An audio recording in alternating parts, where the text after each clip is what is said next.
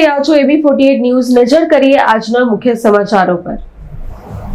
અંકલેશ્વરની પાનોલી જેડીસીમાં આવેલી સલ્ફર મિલ કંપનીમાં આગ લાગવાની ઘટના સામે આવી હતી।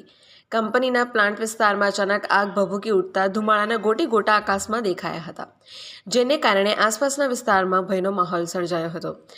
ઘટનાની જાણ થતાં જ પાનોલી નોટિફાઈડ ફાયર વિભાગની ટીમ તાત્કાલિક ઘટના સ્થળે પહોંચી હતી અને સતત પ્રયાસો બાદ આગ પર કાબૂ મેળવી લીધો હતો।